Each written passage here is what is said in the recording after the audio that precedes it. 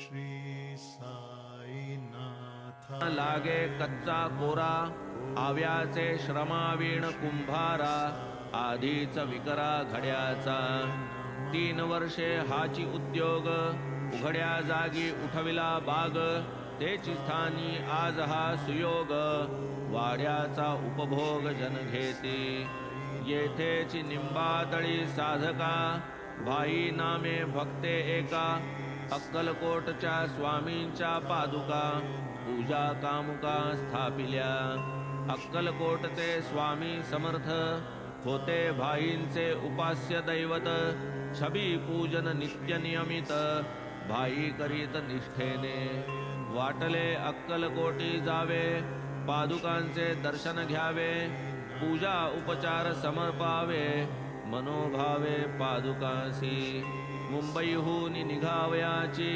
केली सर्व तयारी साची उद्या निघणार तो निश्चय तैसाची राहून शिर्डीची वाट धरिली उद्या जाणार तो आज स्वप्न स्वामी समर्थ आज्ञापन शिर्डीस सांप्रत मम स्थान तेथे तू प्रस्थान करीगा ऐशी ती आज्ञा शिरी वंदून भाई निघाले मुंबईहून शिर्डीस 1 षण्मास राहून आनंद संपन्न जाहले भाई पूर्ण निष्ठावंत स्मरणी रहावा तो दृष्टांत म्हणून निंबातळी तेथ पादुका स्थापित स्वामींच्या शके 1834 साली श्रावण शुद्ध पर्व काळी पादुका स्थापिल्या निंबातळी भजन मेळी सप्रेमे दादा केळकरांच्या हस्ते पादुका प्रस्थापन करविले मुहूर्ते सशास्त्र विधिविधानांते केले निजहस्ते उपासनींनी पुढील व्यवस्थेची निर्वण पूजा करी दीक्षित ब्राह्मण व्यवस्थापाही भक्त सगुण ऐसे हे आख्यान पादुकांचे ऐसेची हे संत निर्विकार प्रत्यक्ष ईश्वरी अवतार करावया जगदुद्धार उपकारार्थ अवतरती पुढे काही दिवस जाता घडली आश्चर्यकारक वार्ता श्रोती सादर श्रवण करिता नवलचित्ता वाटेल तांबोळी एक मोहितीन भाई तया सवे तेढ पडून काही गेली झोंबी झुंपोनी पाही लागली लढाई परस्पर पहिलवान दोघे कुशल होणारा पुढे नचले बल मोहिद्दीन होऊन प्रबळ बाबा हतबळ जित झाले तेथून मग निश्चय केला पोशाख अवघा बाबांनी बदलला कफनी ओढिली लंगोट लाविला फडका गुंडाळीला माथ्यासी केले गोणाचे वरासन गोणाचेची अंथरुण फाटके तुटके करोनी परिधान त्यातची समाधान मानावे गरीबी अव्वल बादशाही अमीरी से लाख सवाई गरीबों का अल्लाह भाई अक्षयी साई वदत की गंगागीर ही येची स्थिती तालीमबाजीची अतिप्रीती एकदा खेळत असता कुस्ती जाहली उपरती तयाते प्राप्त काळ घटका आली एका सिद्धाची वाणी बदली देवासवेची करीत केली तनु ही झिजविली पाहिजे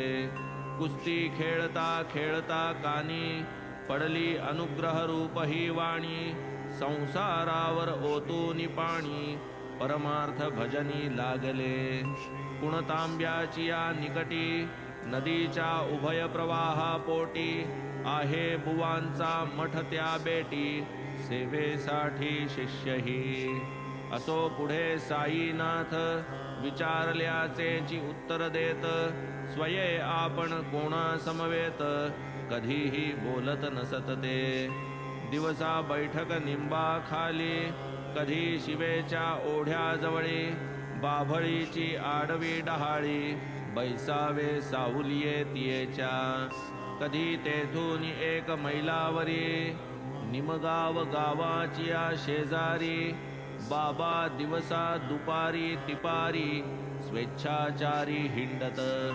प्रसिद्ध त्रिंबक डेंगळ्या घरी निमगाव गावाची जहागीरदारी. तेथील बाबासाहेब डेंगळ्यावरी प्रीती भारी बाबांची. निमगावावरी जाता फेरी बाबांनी जावे तयांचे घरी. अतिप्रेमे तया बरोबरी दिवसभरी बोलावे. बंधू तयासी होते लहान नाना साहेब नामाभिधान. तयासी नभते पुत्र संतान तेणे ते खिन्न मानसी. प्रथम कुटुंबासी योग मंद म्हणून केला द्वितीय संबंध. तरीही चुकेना ऋणानुबंध दैव निर्बंध अगाध. पुढे बाबासाहेब त्यास पाठवीत साई दर्शनास. पावते जाहले आशीर्वादास पुत्र प्रसादासही नाना. पुढे साईंचे दर्शनाला जनसमुदाय लोटू लागला. महिमा साईंचा वाढत गेला. वार्ता नगराला पोहोचली. तेथे सरकार दरबारी चलन नानांचे होते मोठे वळण. तैसेची चिदंबर केशव म्हणून तेही चिटणीस जाण जिल्ह्याला. साई समर्थ दर्शन पात्र घेऊनी आपुले इष्टमित्र. दर्शनार्थ यावे पुत्र कलत्र धाडिले पत्र तयासी. ऐसे एका मागून एक शिर्डीस येऊ लागले अनेक. वाढला जैसा बाबांचा लौकिक परिवारही देख तैसाची. न लगे जरी कोणाचा सांगात तरी दिवसा भक्त परिवाराक्रांत. अस्तमानानंतर शिर्डीत पडक्या मशिदीत निजावे. चिलीम तमाखू टमरेल अंगात कफनी पाय घोळ. माथ्यासी फडका धवल सटका जवळ सर्वदा. ते धूत वस्त्र एक धवल वामकर्णा मागे सुढाळ. जटाजूट सम देवूनि पीळ गुंडाळी तो शिरासी. या वसनाचे आच्छादन आठ दिन स्नान विहीन.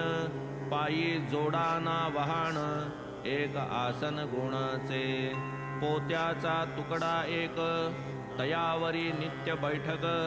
तक्क्या कसा तो नाही ठाऊक आराणुक कैसेनी. तोवरी ते जीर्ण तरट तीच त्यांची आवडती बैठक. सदा सर्वदा तैशीच निष्टंक अष्टौ प्रहर ते जागी. तेची आसन वा आस्तरण कासे एक कौपीन परिधान. नाही दुजे वस्त्र प्रावरण शीत निवारण एक धुनी. दक्षिणाभिमुख आसनस्थ कठड्यावरी वामहस्त. समोर धुनीकडे अवलोकित बाबा मशिदीत बैसत. अहंकार वासना समवेती नानाविध वृत्तींच्या आहुती. प्रपंच वृत्ती समग्र हविती युक्ती प्रयुक्ती धुनीत. ऐसिया त्या प्रखर कुंडा लाविला ज्ञानाभिमानाचा ओंडा. अल्ला मालिक सदैव तोंडा तयाचा झेंडा अखंड. मशीद तरी ती केवती अवघी जागा दोन खणती. त्यातची बसती उठती निजती भेट देती समजता. गादी तक्क्या हे तो आता भक्त समुदाय मिळाला भवता. आरंभी तयांच्या निकट जाता सकळास निर्भयता नवतीच. सन 1912 तेथून नवा प्रकार सारा. मशिदीची या स्थित्यंतरा आरंभ खरा तेथूनी. ढोपर ढोपर जमिनीसी खड्डे होते मशिदीसी. एके निशीत झाली फरसी भावा सरसी भक्तांच्या. मशिदीची या वसती आधी बाबा राहात तकियामधी. तेथेची कित्येक कालावधी अबाधित रमले ते. तेथेची चरणी बांधोनी घुंगुर. खंजिरीची या तालावर नाचावे बाबांनी अतिसुंदर.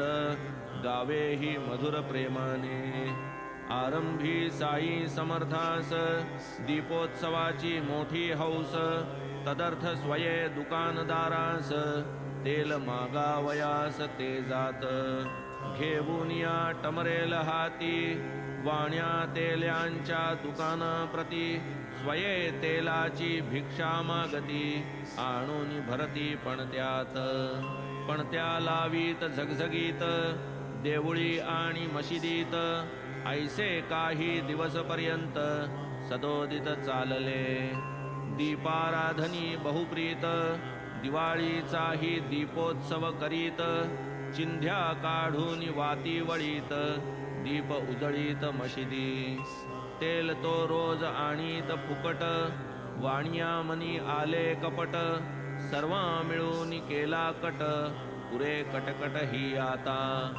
पुढे नित्य नियमानुसारता बाबा तेल मागू येता सर्वांनीही नाही म्हणता काय आश्चर्यता वर्तली.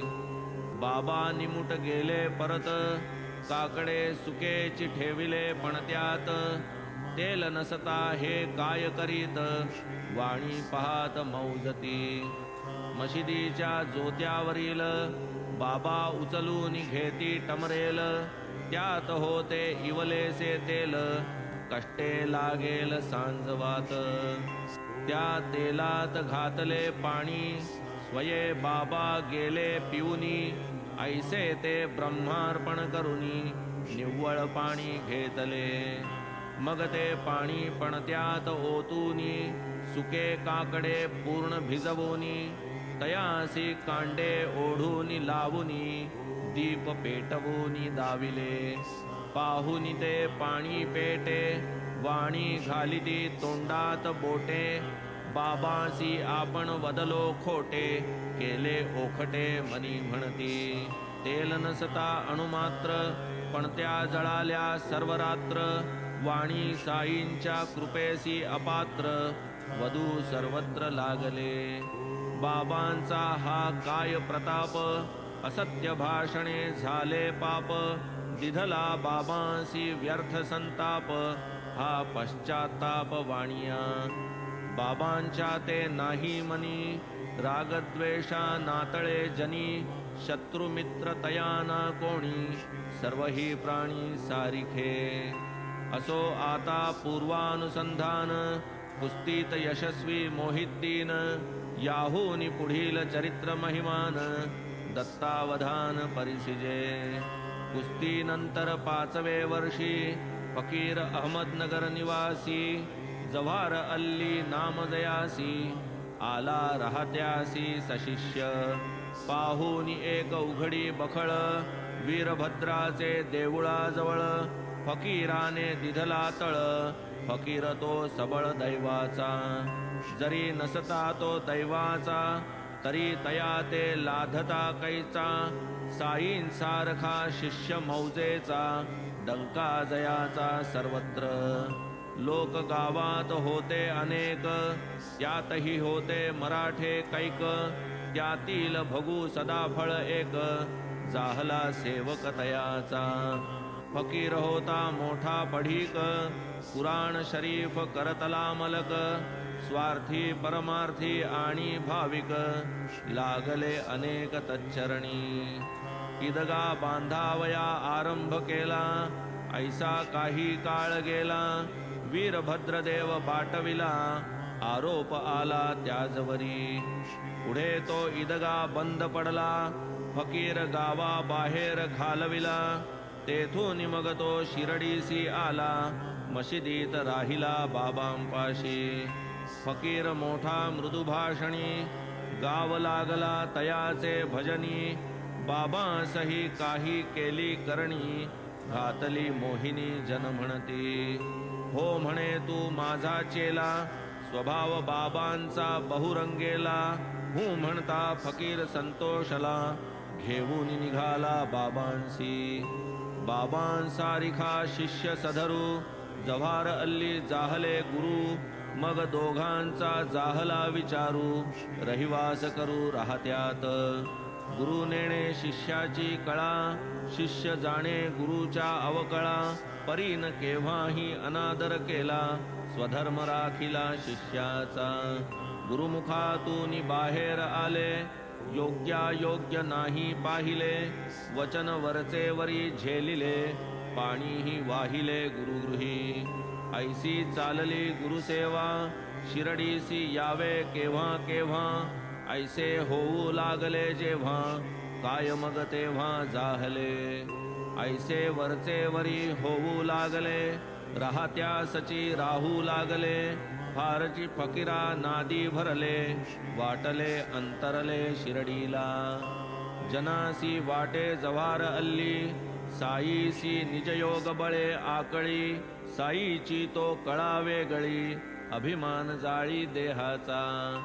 साईंसी कोठून आला अभिमान, श्रोते सहज करीतील अनुमान. परी हे लोकसंग्रहार्थ आचरण, अवतरण कार्य हेच. शिर्डीस्थ बाबांचे प्रेमी भक्त, बाबांचे ठाई अति आसक्त. तया ते बाबांपासून वियुक्त, राहणे अयुक्त वाटले. साई सर्वस्वी तया आधीन, पाहून ग्रामस्थ उद्विग्न मन.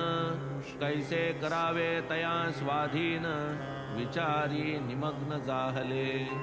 जैसे कनक आणि कांती, जैसा दीप आणि दीप्ती.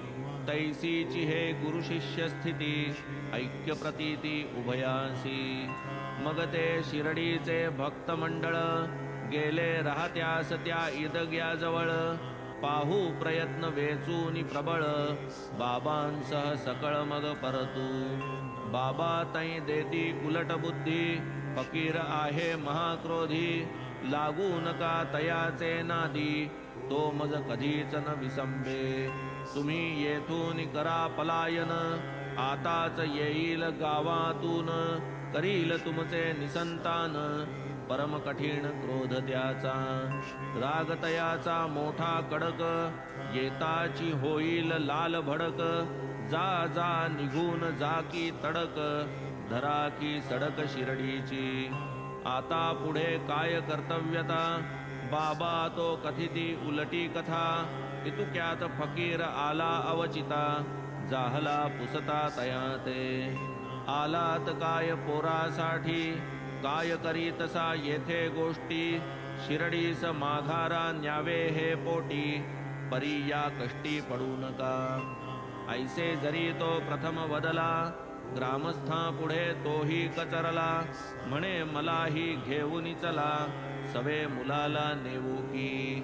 असो फकीर आला सवे, तया सही न बाबांस सोडवे.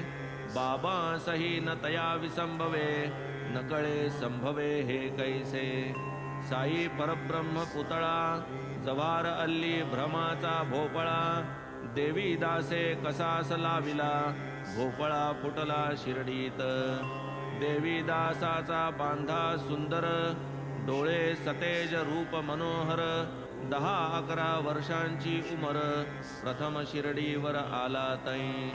ऐसा तो अल्पवयासी, एक लंगोट मात्र कासेसी. मारुतीचे देऊळासी, तीर्थवासी तो उतरला.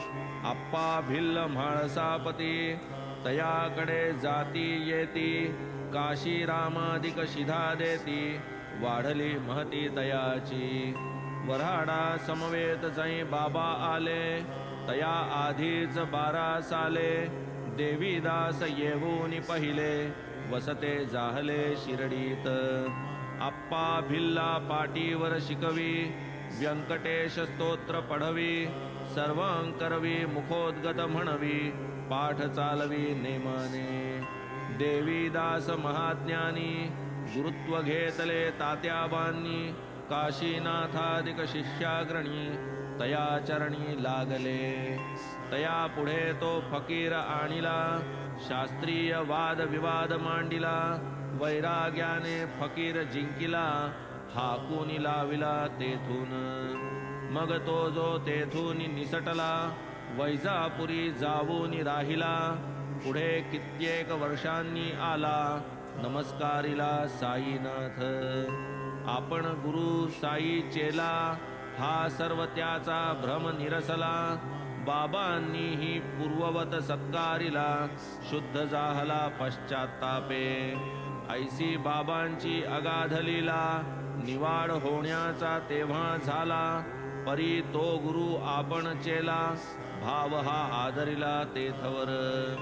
तयाचे गुरुपण तयाला, आपुले चेले पण आपणाला. हा तरी एक उपदेश येथिला, स्वये आचरिला साईनाथे.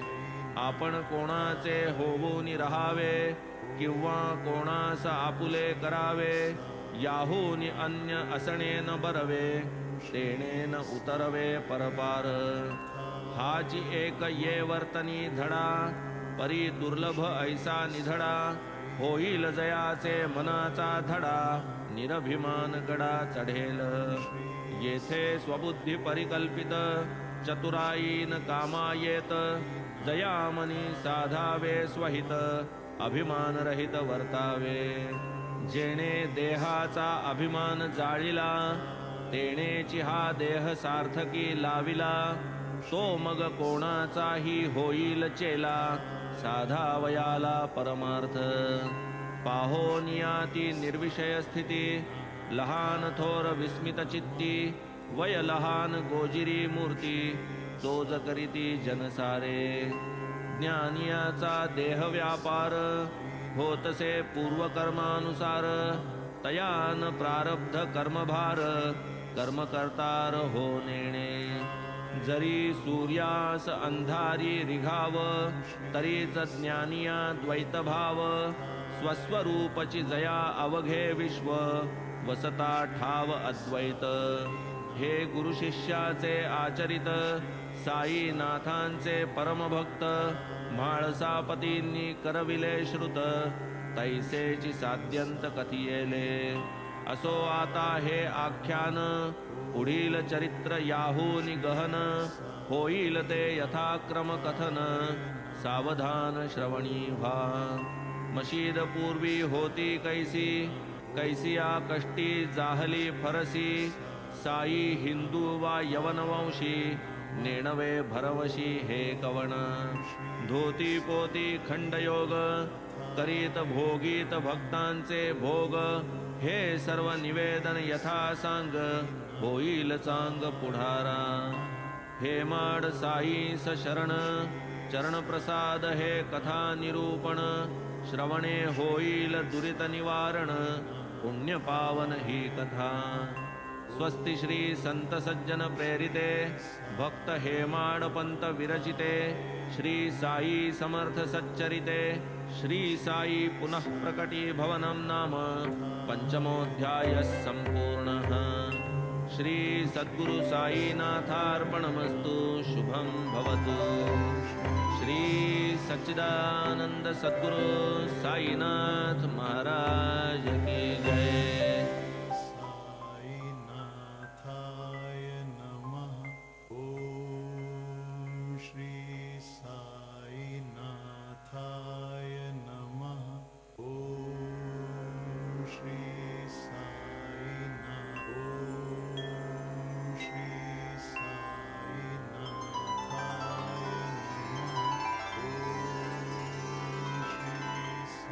अथ श्री साई सच्चरित अध्याय 6. श्री गणेशाय नमः. श्री सरस्वत्यै नमः. श्री गुरुभ्यो नमः. श्री कुलदेवतायै नमः. श्री सीतारामचंद्राभ्यां नमः. श्री सद्गुरु साईनाथाय नमः. असो परमार्थु वा संसारू, जेथे सद्गुरु कर्णधारू. ते चितारू पैलपारू, नेवोनी उतारू लाविल. सद्गुरु शब्दे वृत्ती उठता, साईच प्रथम आठवती चित्ता. उभेच ठाकती सन्मुखता, ठेविती माथा निज हस्त.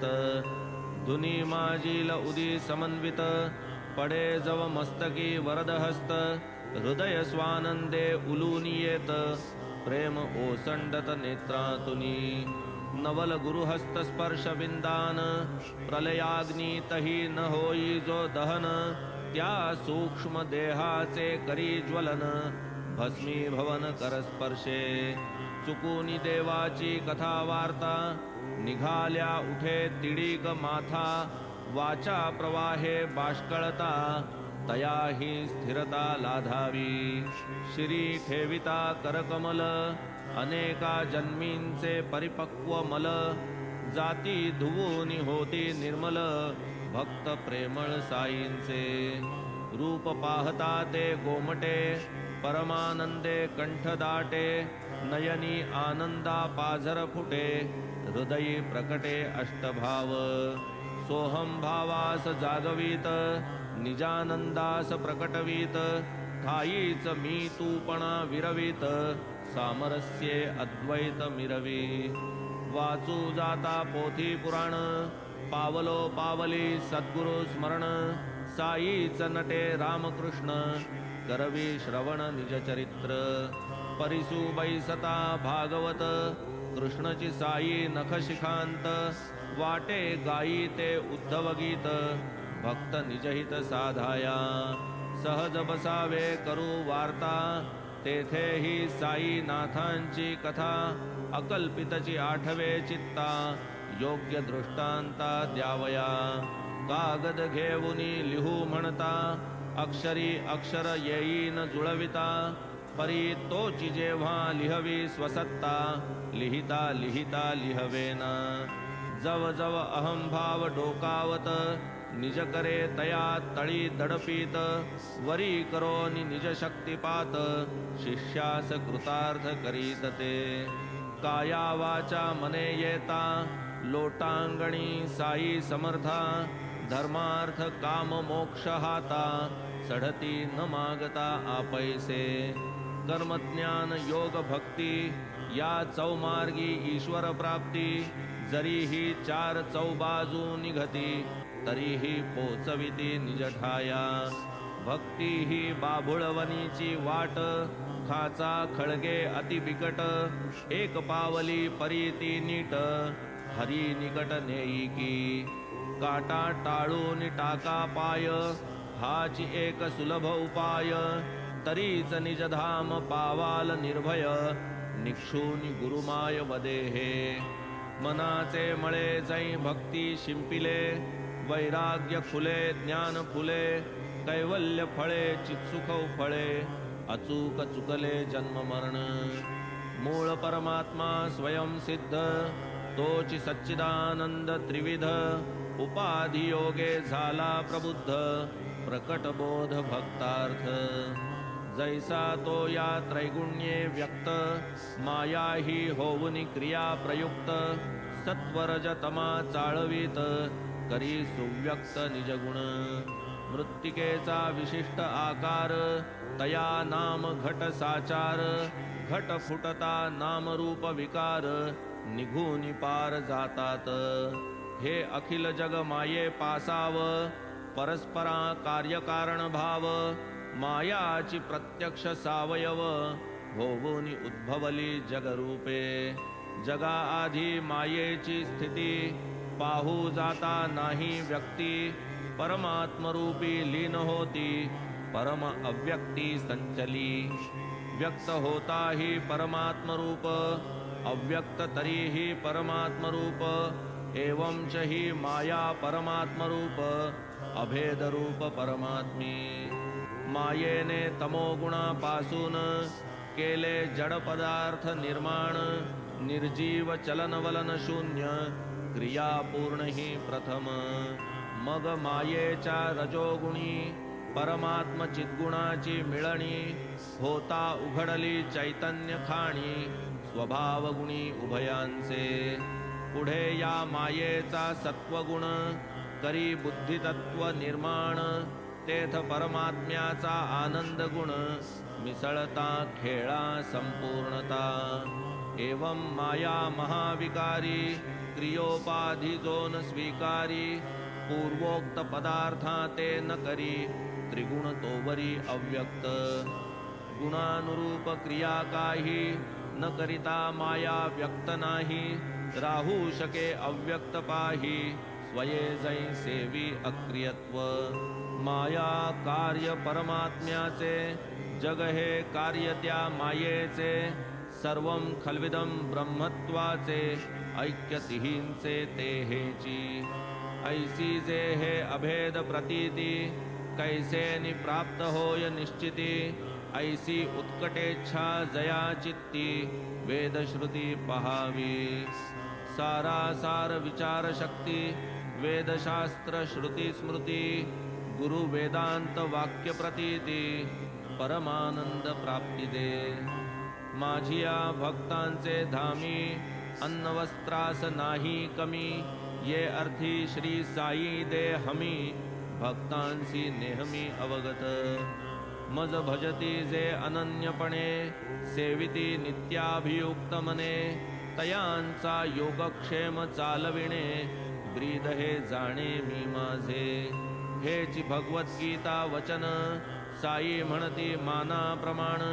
नाही अन्न वस्त्राची वाण तदर्थ प्राण वेचू नका देवद्वारी मान व्हावा देवा पुढेची पदर पसरावा तयाचाच प्रसाद जोडावा मान सोडावा लौकिकी काय लोकी मान डोलविली तितुक्याने का भरसी भुली आराध्य मूर्ती चित्ती द्रवली घरमे डबडबली पाहिजे हेची ध्येय लागो गोड सर्वेंद्रिये भक्तीचे वेड इंद्रिय विकार भक्तीचे मोड उठोत कोड मग काय सदैव ऐसे भजन घडो इतर काहीही नावडो मन मन्नाम स्मरणी जडो विसर पडो अवघ्याचा नाही मग देह गेह वित्त परमानंदी जडेल चित्त मन समदर्शी आणि प्रशांत परिपूर्ण निश्चित होईल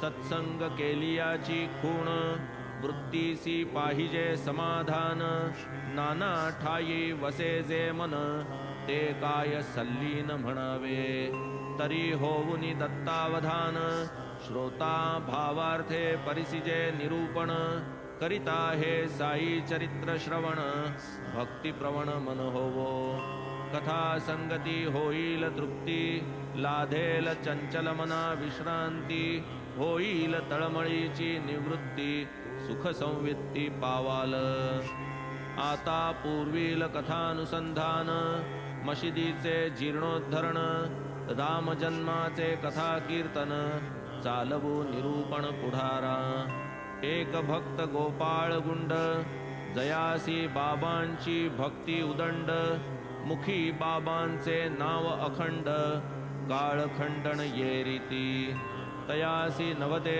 संतान पुढे साई प्रसादे करून पावता झाला पुत्ररत्न चित्त प्रसन्न जाहले झाले गोपाळ गुंडाचे मानस यात्रा एक अथवा उरूस भरवावा शिर्डी ग्रामी वर्षास होईल उल्हास सर्वत्र तात्या कोते दादा कोते माधवरावादी प्रमुख जन ते रुचला विचार हा सकळांते तयारी ते लागले परी या वार्षिक उत्सवा लागून आधी एक नियम निर्बंधन जिल्हाधिकारी यांचे अनुमोदन करणे संपादन आवश्यक तदर्थ उद्योग करू जाता गावी जो एक कुळकर्णी होता कुत्सितपणे उलटा जाता आला मोडता कार्यात कुळकर्णी जो आडवा पडला पहा कैसा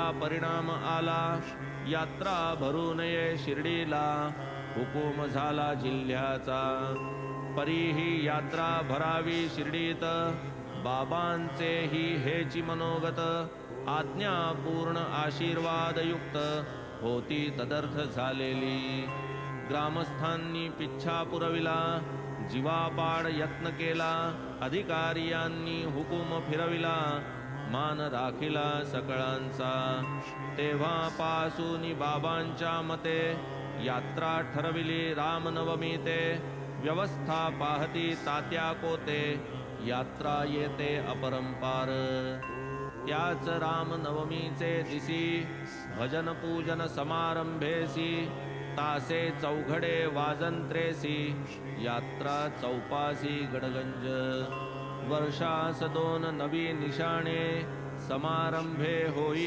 मिरवणे मशिदीचे कळसास बांधणे तेथेची रोवणे अखेर त्यातील एक निमोणकरांचे दुजे निशाण दामू अण्णांचे मिरवणे होते थाटामाटाचे फडकते कळसाचे अग्रभागी पुढे रामनवमीचा उत्सव उरुसापोटी कैसा समुद्भव परिसाते कथानक अभिनव स्वानंद गौरव शिर्डीचे शके 1833 साली रामनवमी प्रथम झाली उरुसापोटी जन्मास आली तेथून चालली अव्याहत प्रसिद्ध कृष्ण जागेश्वर भीष्म तेथून या कल्पनेचा उगम करावा राम जन्मोपक्रम लाधेल परम कल्याण तेथपर्यंत केवळ उरूस यात्रा भरत असे